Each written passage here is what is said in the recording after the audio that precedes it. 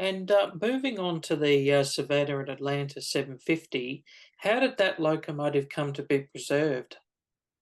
Okay, so as I said, S&A bought it in 1935, and it was sort of a pet locomotive for the president of the S&A, which was his name was Charles Gay, and Mr. Gay he was he really loved the locomotive, and he didn't want to see it get scrapped.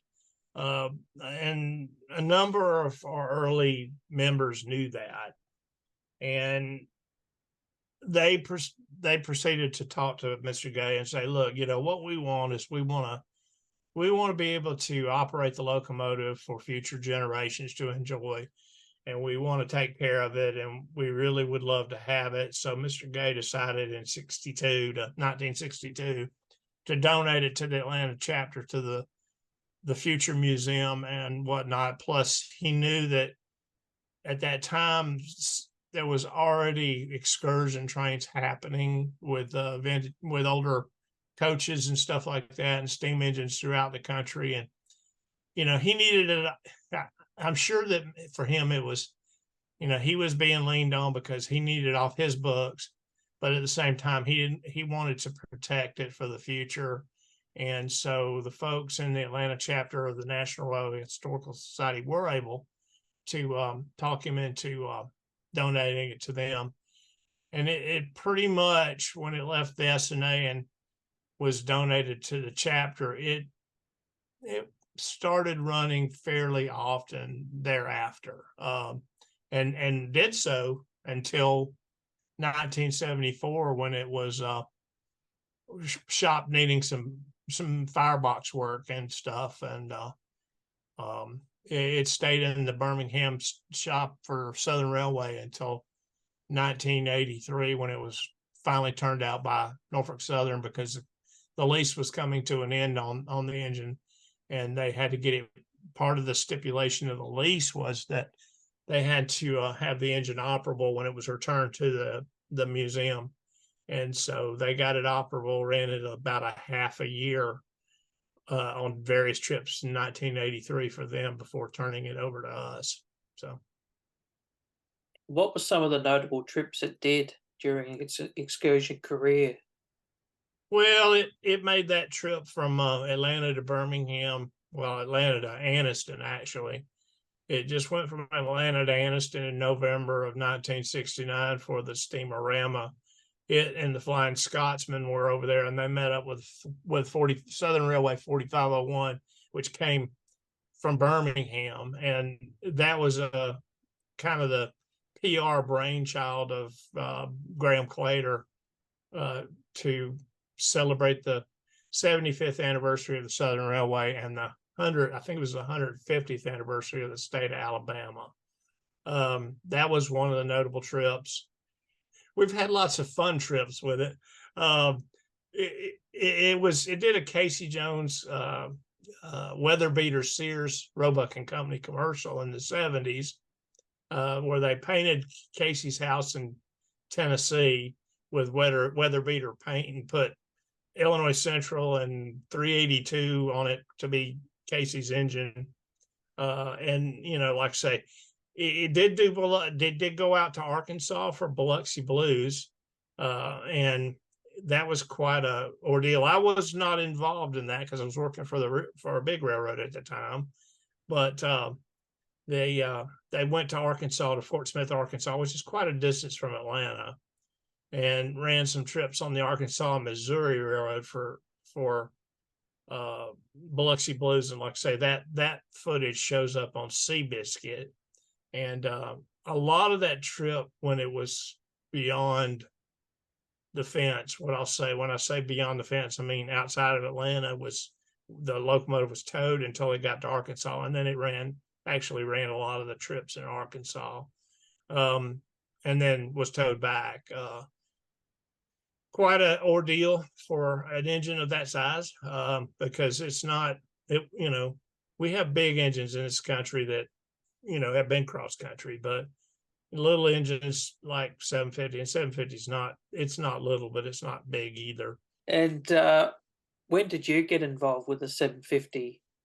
Okay, so when 750 came back from Norfolk Southern at the in the beginning in February of 1984, I'd already been working with steam at that point for a couple of years.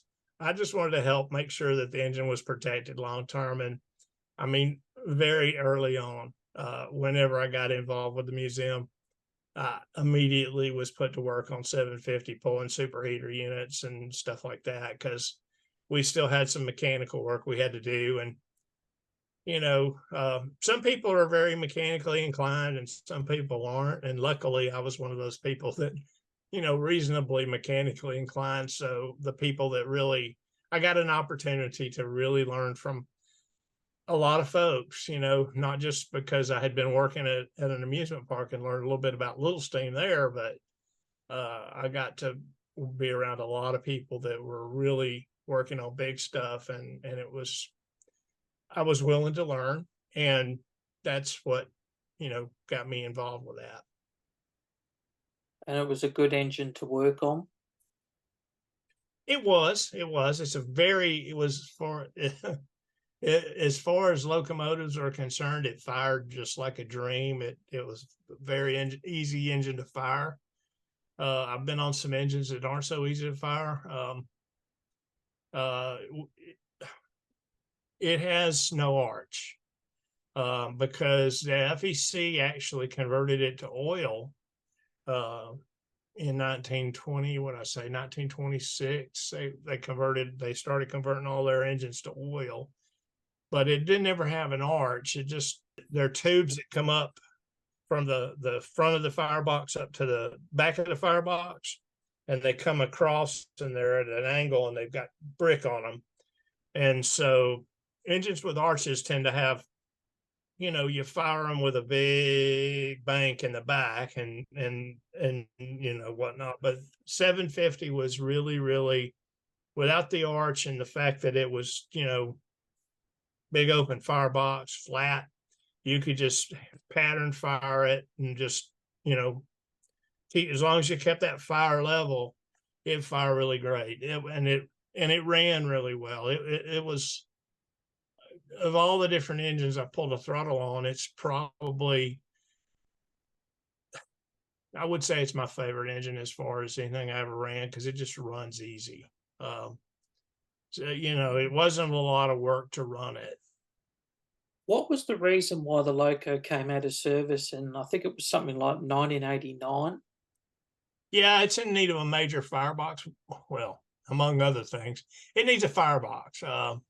We actually put brand new superheater units in 1985, and those are in pretty good shape. But the firebox is pretty well shot on it. It it got, when I mentioned that it got some firebox work done by Norfolk Southern in the 80s, and that was just basically the back door sheet of the outside wrapper of the 40 of the back of the firebox. But at this point, it's like, every other engine. When you rebuild one, you really want to make sure that you do more than you would if you were just trying to do enough to get by. Because nowadays in this country, you don't want to have failures at all. Can the loco be moved out of the shed at times to, for cleaning and to oil it and everything like that? Oh yeah. So we move it out. I've moved it since let's see, since 2018. I've pulled it out twice for wash. We wash it, and I will everything up before we move it, and then we just move it out, and it doesn't go more than a couple of 100 yards at the most, and then we shove it back in. It's listed at 26,000, a little over 26,000 pound tractive effort, and what that equates to is it's probably maybe 1,000 to 1,200 horsepower in its operating curve range. Steam locomotives aren't like diesels in that, the minute you crack the throttle on the diesel, you got all your horsepower. Well, Steam engines don't do that. They're, they start slow, and they develop their horsepower in their normal operating speed range. And 750 is probably, yeah, I'd say between 1,000 and 1,200 horsepower. And that's at probably, I'd say 35 to 45 miles an hour. You don't need the horsepower once you get the train up to speed. So